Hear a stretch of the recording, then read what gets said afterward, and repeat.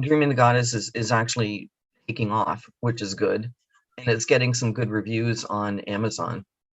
And I've seen reviews of it on Amazon in England and the United States, as well as here. Mm-hmm. So that's good. It's a nice anthology. It is. And there's some really, really cool stories in it, I think. Yeah. Yeah. And it touches across the spectrum of its content matter, Mm-hmm. which I like. I think you can say there's something for everybody. Yeah. I thought Ira Neiman's work was pretty funny. It was pretty good. Yeah. I like a lot of Ira's stuff. I'll be honest, not everything. Yeah. But Yeah. there's a lot of it that I do like. And of course, he's a good friend to begin with. Mm-hmm. Yeah. It was nice to be able to sit on panels with him at Ad Astra. Mm. Want me to introduce it? Yeah, do that. Okay. My name is Moira Scott, and I'm going to be reading from my short story in Dreaming the Goddess. And the short story is entitled Raven's Wrath. I sat on the floor in the attic, going through family stuff that had been stored there for years and years. I never liked decluttering. Just the act of picking up something that at one time served a purpose, but was now considered useless, didn't sit well with me. Memories here were numerous and varied, and now they were being reduced to nothingness. Perhaps it was the history student in me that shuddered at the thought of tossing such things without another thought, and this definitely wasn't the way I wanted to spend my reading week. Behind me, my mother wordlessly rummaged through some of the dusty boxes adorned with labels from grandiose stores that no longer existed. The sight of the names brought back a flood of recollections. My mother loved to leisurely wander through those stores before heading straight for the cosmetic counter, and then she would buy the right amount of perfume so she'd be able to get a free makeup palette, umbrella, or matching duffel bag, which she would give as gifts at Christmas time. She loved things and her subsequent acquisition. It puzzled me why she chose to divest herself of her dragon's hoard now. I stopped to watch her for a moment and sighed as she was throwing a lot of things, without even looking at them, onto a dusty pile of rubbish. I felt my palms begin to sweat as I listened to the thud, thud, thud of unwanted items landing in the heap. With each strike, small tornadoes of dust would swirl up and then disappear into nothingness. It felt surreal watching her resign the items to the bin in such a banal fashion. How odd it must be not to care about one's past. I turned away. Stopped. Looking over my shoulder, I saw her standing. Her body turned away from me, staring at something in her hand. Instinctively, she cradled her chin with the other hand, and I thought I saw her heaving a heavy sigh. I decided to take my chances and ask her. I edged closer. I noticed that she had a damaged brown photograph of a woman I did not recognize. I braved the question to sound as small as I could. Mummy, who is that? She flinched and spun on her heel. The picture fell from her hand and landed on the floor. Her eyes bore into me as she monotoned, "No one you need to worry about." With that, my mother strode purposely to the attic's ladder, descended, and disappeared into the relative normalcy of our suburban home. I strode over to where the photograph had fallen to the floor. The evening sun streaming its fading light through the small round window near the roof cast some really strange shadows. The crossbars bracing its glass with the large circular frame cast an otherworldly Celtic cross along the floor and the walls.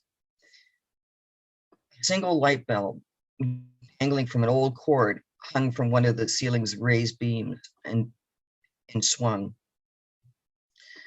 I thought perhaps I should grab a three-legged stool and sit beneath it and let the ghost that lurked among the forgotten treasures begin their interrogation. What did I know? How did I come to know their seemingly obliterated past? Or better yet, did they know what were they not telling me? And a lot I should imagine. My mother's obsessive secrecy about her family's history propelled my naive imagination into overdrive, running wild with all sorts of bizarre or often completely nonsensical explanations. Maybe she was a spy or some sort of royalty in exile. All I knew for certain was that I would never know, and I should just leave it at that. I wandered back to the photograph lying face down in the dust. There was something written on the back, and I remember my mom's family's penchant adding dates and names to the insides of books, photographs, and you name it. It was the art of possession, an indelible stamp of the self on inanimate objects. While she wanted us to know where the books and photographs and diaries came from, to be able to trace their existence within our family to her, she was just as careful not to reveal her own origins. The scrawl on the back of this photograph, however, only read, Grimmy, 1917. I caught my breath. Flipping it over, I examined the photograph again. A woman's face smiled back at me. A flicker of recognition sputtered and then died, yet the familiarity lingered like smoke. In a dimly lit room, tall, slender, and statuesque, her delicate hands brandished a burdensome Lee-Enfield rifle. Blinking, I tore my eyes for a moment. Drawing a deep breath, I stared at it again. Why in the nine hells was she wearing a soldier's uniform and looking so damn smug about it to boot? My eyes slowly scanned the shot again. Behind her, a trench yawned. Men, as they carried provisions loaded onto their backs, were climbing back into it. One side of the trench's support beams sat a large black bird in profile. It appeared to be transfixed upon something out of frame. The men seemed to take no notice. I put the photograph down on one of the piles of dusty boxes for a moment and flopped down to the floor, sending a miniature dust storm swirling around yet again. Burying my face in my hands, my mind reeled. I needed to focus and breathe. Scanning my surroundings, a glimpse of an ornately carved oaken box bedecked with a tarnished brass closure, sitting a few feet away, beckoned to me. Hesitating for a split second, I crawled towards it. Snatching it into my hands like a greedy thief, my fingers trembled as I tried to pry it open. The clasp would not budge. Sighing, I gritted my teeth and pushed again on the catch. A quick snap on the lid opened just enough to tease my curiosity. Its velvet interior, black as pitch, revealed nothing for the moment. Small wisps of gray smoke coiled themselves around my fingers and then vanished. Hesitating, I slipped my hand inside. Its black velvet interior gave the illusion of a vast depth that hid its contents. I reached in, not knowing what I would find, and pulled out 3 black feathers bound with a red ribbon affixed to a silver raven's head charm. In one of its eyes, a deep red jewel shone. The other eye socket was empty, as if it had become blinded by time itself. Hiding my breath and using my fingers to feel for any other objects, the soft warmth of the velvet gave way to a cold sting. Yanking my hand back out of the box, dark rivulets of blood began to cascade down my wrist. Wiping my arms on my jeans, applying pressure to my sliced fingers, I carried the box closer to the dangling light bulb to get a better look and turned the box on its side. A gleaming silver dagger with a triple skull adornment beneath the guard fell into my hand, my blood still fresh on its blade. My heart stopped. A faint rustling broke my focus. The room's temperature plummeted 10 degrees. Rubbing my arms, my teeth chattered as I glanced towards the attic, looking for the source of the sight a slight breeze. Finding none, I watched transfixed as it rose a couple of inches above the pile of dusty boxes, lingered for a few seconds, and landed again on the floor. The breeze subsided. The warm air returned as quickly as it had vanished. I grabbed the photograph again. The great bird's position had moved. I could have sworn that it was in profile before. Now it was almost turned toward me. Muffling a scream, I threw it to the ground as if something bit me. I stared at the photograph for a moment. Everything fell to slow motion for what seemed to be an eternity. Throwing the blade back in the box and slamming it shut, I tossed it on the pile of dusty boxes.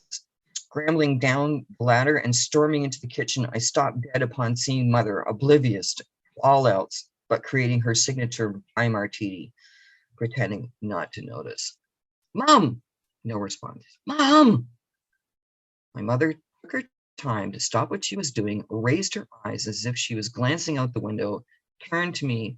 Her pale face revealed a mouth crinkled into a half smirk. She raised her chin and looked down at me beneath half-hooded eyes. What is it, dear? Dear? Dear? She never referred to me like that before in all my life. Taking a deep breath, I squared my shoulders and tried to speak, but my cracking voice sounded worse than a pubescent boy. I watched as she raised her martini glass aloft and stared at it as if she was admiring a work of art. Breathe.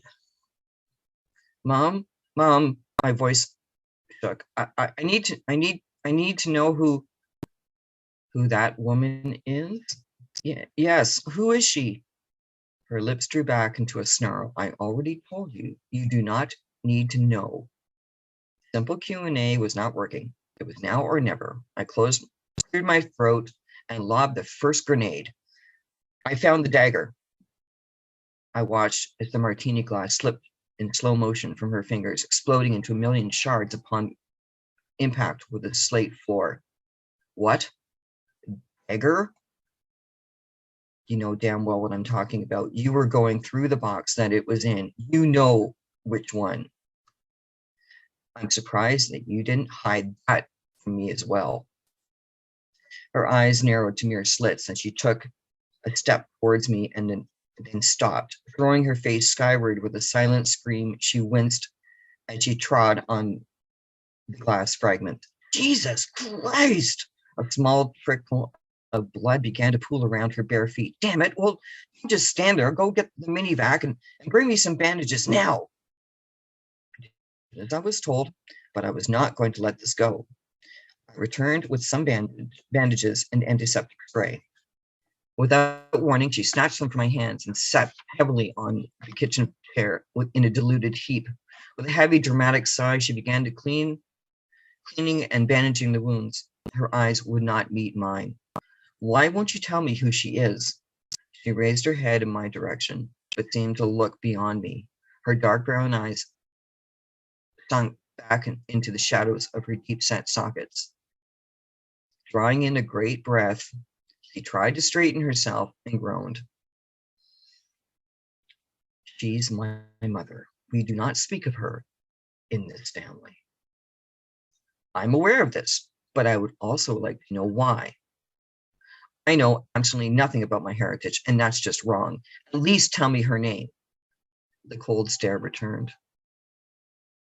I chose not to tell you about Alice Meredith because why? She brought dishonor. I tilted my head and cocked an eyebrow. How so? I felt a curious calm begin to envelop my being. My panic had transferred itself to her. Dr. Freud would have been proud. Her shoulders tightened. She blinked and shook her head as if someone had grabbed her by the throat. She was a witch. A witch? My gaze skyward before landing on her again. Mother, plenty of people call themselves witches. What's the big? You saw the photograph.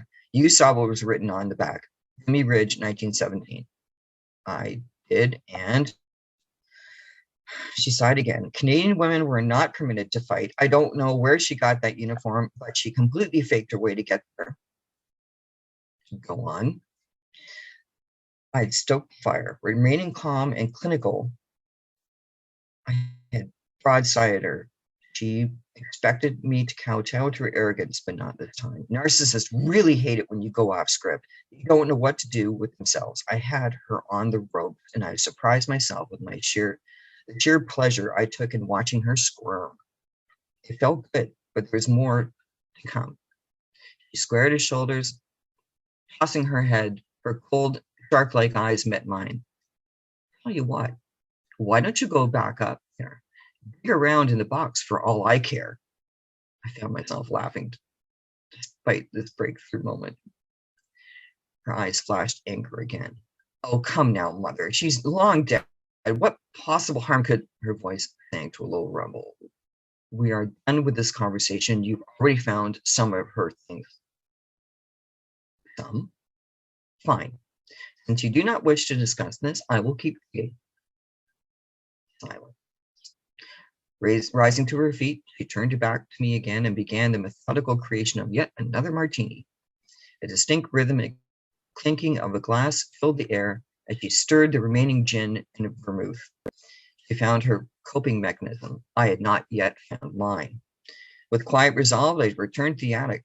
Twilight filled the face. The shadows on the wall had faded into the woodwork. Beneath the harsh yellow cast of the dangling light bulb, I dug into the mysterious box to retrieve the dagger.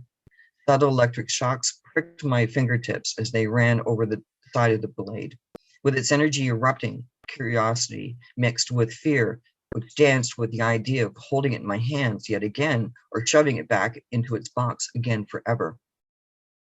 I held my breath as I reached for the blade. The light bulb blinked twice before it began to swing like a pendulum. Overhead, the rhythmic creaking of its wire swaying from the rafter beat like a drum. I grabbed the photograph from the pile of boxes. The large bird now faced me, its beak wide open in a scream. Hairs on the nape of my neck stiffened. Goose pimples burst through my skin. My hands felt like ice. I tried to scream, but my parched mouth would permit no sound. Small wisps of silvery gray smoke began curling around the photograph.